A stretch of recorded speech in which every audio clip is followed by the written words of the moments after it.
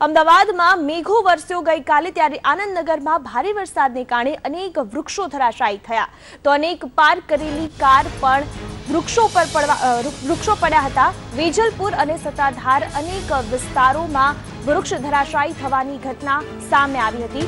ઘટનામાં હાલ કોઈ જાનહાનિ થયાના સમાચાર નથી। તો ગઈકાલે જે રીતે અમદાવાદમાં મેઘો વરસ્યો હતો, ઘણા સમય બાદ વરસાદ અમદાવાદમાં પડ્યો હતો, ત્યારે અનેક સ્થળો પર વૃક્ષ ધરાશાયી થયાના દ્રશ્યો પણ જોવા મળે છે, જેમાં અમદાવાદમાં વેજલપુર જજીસ બંગલો રોડ અનેક જગ્યાઓ પર વૃક્ષ ધરાશાયી થવાના સમાચાર મળ્યા હતા। આજ મુદ્દે વધુ જાણકારી સાથે સંવાદદાતા આશુતોષ ઉપાધ્યાય જોડાઈ ગયા છે। આશુતોષ, કયા કયા વિસ્તારમાં આવી રીતે વૃક્ષ ધરાશાયી થયાના સમાચાર હાલ મળી રહ્યા છે?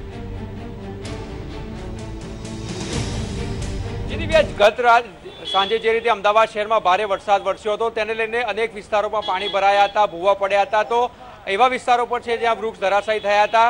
કહી શકાય કે જે રીતે જમીન જે છે તે પોલી બની હતી અને વૃક્ષો જે છે તે ધરાશાયી થયા હતા।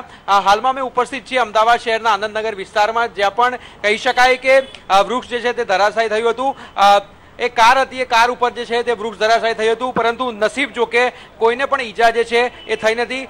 વાત કરવામાં આવે તો જે રીતે અમદાવાદ મ્યુનિસિપલ કોર્પોરેશનની કામગીરી રહી છે તેની સામે પણ પ્રશ્ન ઊભા થાય છે, કારણ કે જે રોડ છે તે અહીંયા પતી જાય છે, ત્યારબાદ ખુલ્લી જમીન છે પોલાણવાડી, ત્યારબાદ કોમ્પ્લેક્સ શરૂ થાય છે। જો ફૂટપાથ અને રોડને જોડી દેવામાં આવે તો જમીન જે છે તે ક્યાંક પોલી ન બને અને વૃક્ષો જે છે એ કહી શકાય કે ધરાશાયી થવાની ઘટનાઓ છે તે ઓછી બની શકે છે। વાત કરવામાં આવ્યા કારની, તો કાર અહીંયા પાર્ક કરી હતી, લગભગ 9:30 વાગે ગત રાત્રિએ વૃક્ષ જે છે તેના પર ધરાશાયી થયું હતું, પરંતુ નસીબ જો કે કોઈને પણ જે ઈજા થઈ નથી। હાલ જેસીબી દ્વારા સમગ્ર જે કામગીરી છે તે અહીંયા શરૂ કરવામાં આવશે અને જે વૃક્ષ જે છે તેને જે કહી શકાય કે તેને હટાવવાની કામગીરી ટૂંક સમયમાં શરૂ થશે। જી આશુતોષ, માહિતી બદલ આપનો આભાર।